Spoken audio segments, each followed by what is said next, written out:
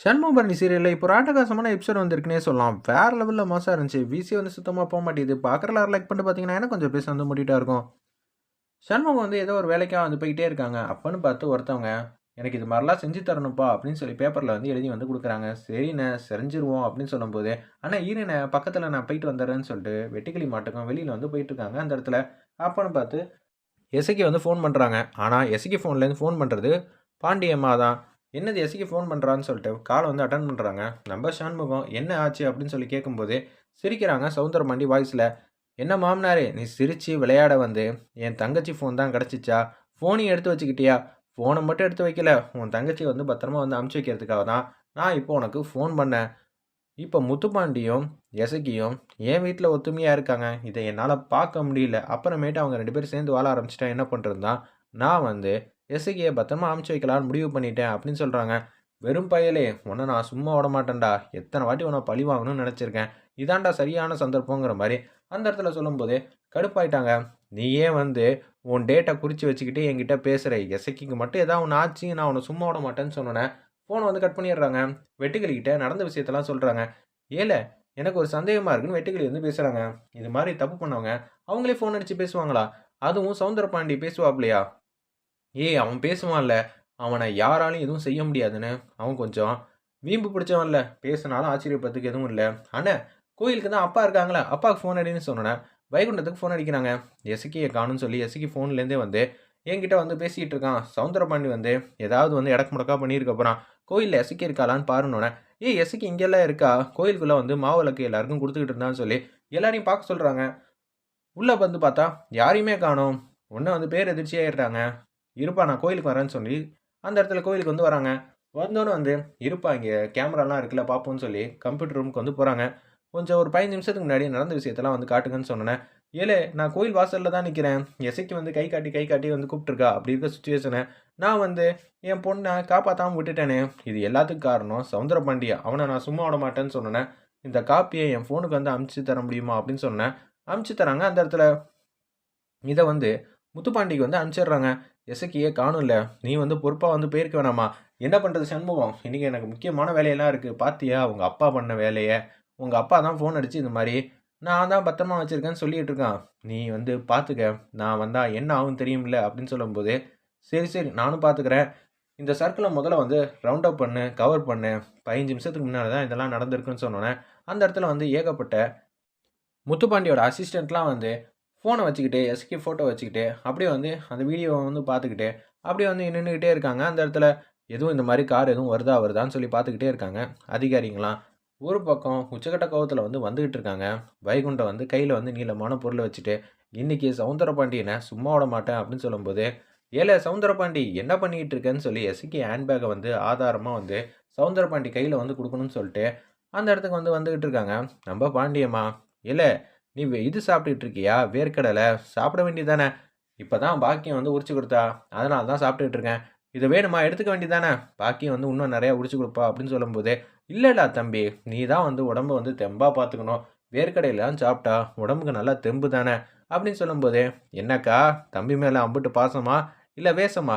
ஏலே, நான் என்னல பண்ண போறேன்? நான் உனக்கு ஒரு வேடிக்கை காட்டட்டா?" அப்படின்னு சொல்லும்போது, சண்முகத்துக்கிட்ட பேசின டயலாக்க வந்து அப்படியே வந்து பேசி காட்டுறாங்க.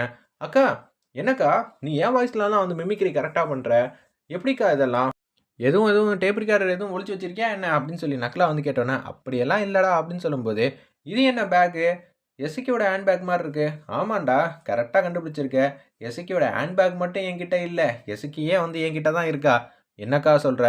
"கோயிலுக்கு வந்து தன்னந்தனியா போனால்ல, அதனால தான் எசக்கிய வந்து கூட்டிட்டு சொல்ட்டேன்." "என்னது? எசக்கிய கூட்டிட்டு சொல்ட்டியா? என்ன நெனச்சுக்கிட்டு இருக்க?" அப்படின்னு சொல்லி கேட்குறாங்க. "ஏலே சவுந்தரம், உனக்கு தெரியாதுல்ல.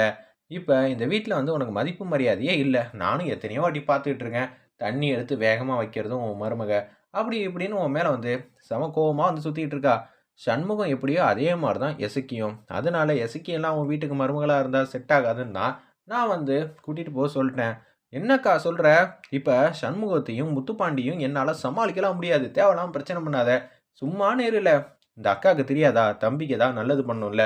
அதுக்காக தான் நான் உனக்கா யோசிச்சு யோசிச்சு இது மாரி திட்டம் போட்டு வச்சிருக்கேன்." "ஏலே, என்னக்கா இப்படி பண்ணிக்கிட்டு இருக்க?" அப்படின்னு சொல்லும்போது, அந்த இடத்துல வந்து பைய வந்து குடுக்குறாங்க. "இதுதான் பையி. இது பையி இல்லக்கா. இதுதான் ஆதாரம். இந்த பையும், ஃபோனையும் வந்து என்கிட்ட வந்து குடுக்குறியே!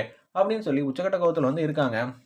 நம்ப சௌந்தரபாண்டிய தான் மாட்டிக்கிட்டா என்ன பண்றதுன்னு சொல்லிட்டு, அப்பன்னு பார்த்து வைகுண்டம் வந்து மாசா வந்து என்ட்ரி வந்து குடுக்குறாங்க. "ஏலே!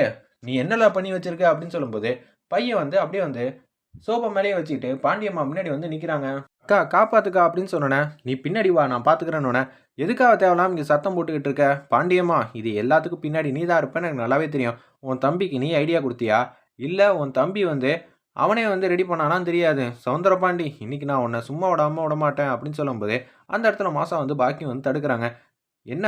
என்ன ஆச்சு?" அப்படின்னு சொல்லும்போது, "அம்மா நவுருமான்னு" சொல்லி முத்துப்பாண்டி வந்து மாசா வந்து வராங்க. வந்ததும் வராதம்மா, ஐயய்யோ! இவன் பைய பார்த்துட்டா என்ன பண்றதுன்னு சொல்லிட்டு, அந்த பை மேல திருப்பி வந்து உட்காந்துக்கிட்டாங்க. அப்பான்னு கூட பார்க்காம, அந்த இடத்துல நம்ப முத்துப்பாண்டி வந்து மாசா ஒரு பொருள எடுத்து அப்படியே வைக்கிறாங்க.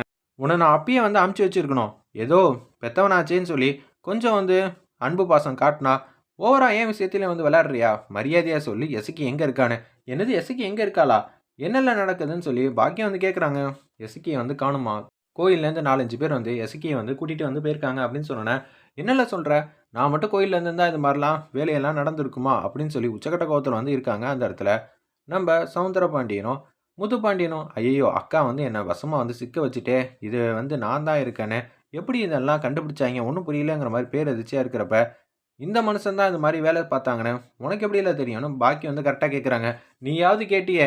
காலையிலேருந்து நான் இங்கேல உட்காந்துக்கிட்டு இருக்கேன். நவுரவே இல்ல. இவள வந்து வேர்க்கடையலாம் உரிச்சு குடுக்க சொன்னேன். நான் ஃபோன்ல கூட யார்ட்டயும் வந்து பேசலல்ல காலையிலேருந்து." "ஆமால்ல. உங்க அப்பா வந்து யார்ட்டயும் பேசின மாரி தெரியலையேங்கிற" மாரி பாக்கியம் வந்து யோசிக்கிறாங்க. இருப்பினும் வந்து வாய தொறந்து சொல்ல மாட்டேங்கிறாங்க. "ஏய் பாக்கியம்! வாய தொறந்து சொல்லுவியா மாட்டியான்னு?" சொன்னோனே, அந்த இடத்துல, "நீ தானே எசக்கி ஃபோன்லேருந்து ஃபோன் அடிச்சு சொல்லியிருக்க. இது மாரி எசக்கிய வந்து பத்திரமா வந்து கூட்டிட்டு போயிருக்கேன்னு சண்முகத்துக்கிட்ட நீ தானே ஃபோன் அடிச்சு சொன்ன." அப்படின்னு சொல்லும்போது, "நான் இல்லங்கிறாங்க." உடனே கன்னத்திலேயே வந்து பலார் பலார்ன்னு அடிக்கிறாங்க அந்த இடத்துல. நம்ம முத்துப்பாண்டி, "ஏலே அப்பான்னு கூட பார்க்காம அடிக்கிற. நான் இருக்கிற கோவத்துக்கு உன்ன அடிச்சேன்னு நெனச்சு சந்தோஷப்பட்டுக்க. எசக்கி எங்க எனக்கு தெரிஞ்சே ஆவணும்." "என்னது நான் ஃபோன் அடிச்சேனா? ஏலே முத்துப்பாண்டி நீ ஒரு அதிகாரியா நின்னு யோசிச்சு பாரு பாப்போம். நானே எசக்கிய வந்து கூட்டிட்டு போயிருக்கேன்னு வச்சுக்கயேன். நான் என்ன பண்ணுவேன்? நானே வந்து ஃபோன் அடிச்சு பேசுவேனா? ஐயா, ஐயா எசக்கிய நான் தான் கூட்டிட்டு போயிருக்கேன்னு சண்முகத்துக்கிட்டயும், உன்கிட்டயும் வந்து சொல்லுவேனா? என்னல்ல நீங்க காமெடி பண்ணிட்டு இருக்கீங்க. நல்லா யோசிச்சு பாருல்ல." அப்படின்னு சொல்லும்போது, "பாக்கியம் காலையிலேருந்து நான் இங்கே தானே உட்காந்துக்கிட்டு இருக்கேன். யார்கிட்டயும் ஃபோன்ல பேசவே இல்லையே. அதையாவது சொல்ல வேண்டியது தானே?" "ஆமால்ல. உங்க அப்பா யார்கிட்டயும் வந்து ஃபோன்ல பேசவே இல்ல. என்னதான் வந்து இத செய், அத செய்ன்னு சொல்லி பிரச்சனை மேல பிரச்சனை பண்ணிட்டு இருந்தாங்க." அப்படின்னு சொல்லிட்டு இருக்காங்க அந்த இடத்துல. பாக்கியம், "இப்பயாவது புரியுதா? அப்பா எனக்கு இன்னமும் உன் மேல சந்தேகம் வந்து போவே இல்ல. ஏலே எப்படியாவது ஃபோன் அடிச்சு நானே வந்து சொல்லுவேனா? கொஞ்சமாவது யோசிச்சு பாரு. இவன் கண்டிப்பா செஞ்சாலும் செஞ்சிருப்பாங்கிற" மாரி தான் அந்த இடத்துல வந்து வைகுண்டம் வந்து சொல்றாங்க. "ஐயா சாமி என் பையன கொஞ்சமாவது யோசிக்க விடுய்யா. அவன் நல்லபடியா வந்து என் மருமகள வந்து காப்பாத்தணும்ல." அப்படின்னு சொல்லிட்டு இருக்காங்க அந்த இடத்துல. "இதுக்கு உனக்கு எந்த சம்மந்தமும் இல்லையா?" அப்படின்னு சொல்லி கேட்டோனே, "மாப்ள விடுங்க மாப்ள. நீங்க வாழ வேண்டிய பையன். நான் இவன பத்திரமா அனுப்பிச்சு வச்சுட்டு, அதுக்கப்புறம் எதுவா இருந்தாலும் பார்த்துக்கிறேன்னு" சொல்லி அந்த இடத்துல வந்து வைகுண்டம் வந்து பேசும்போது, "மாமா இருங்க மாமா. நான் விசாரிச்சுட்டு இருக்கேன்ல." அப்படின்னு சொல்லி முத்துப்பாண்டி வந்து தடுக்குறாங்க. "அம்மா இவங்க தாம்மா வந்து கூட்டிட்டு போனாங்கன்னு" சொன்னோனே, அந்த இடத்துல இவங்க தான் வந்து காலையில வந்து வீட்டுக்கு வந்தாங்க. வீட்டுக்கு வந்தோனே, "உங்க அப்பாட்ட கூட பேசிக்கிட்டு இருந்தாங்க." அப்படின்னு சொல்லும்போது, உடனே கடுப்பாயிட்டாங்க. "தெரிஞ்சு போச்சுல்ல, நீ தான் இதெல்லாம் பண்ணியிருக்கன்னு." முத்துப்பாண்டி வந்து சொல்றாங்க. "முத்துப்பாண்டி நல்லா யோசிச்சு பேசுப்பா. நான் வந்து கூட்டிட்டு வந்து இது மாரிலாம் செய்ய போறேன்னு நானே வந்து ஆதாரத்தோட மாட்டிப்பேனா?" அப்படின்னு சொல்லும்போது யோசிக்கிறாங்க. "பார்ப்போம். இருந்தாலும் என்னோட சந்தேகம் உன் மேல தான் இருக்குங்கிற" மாரி சொல்றாங்க.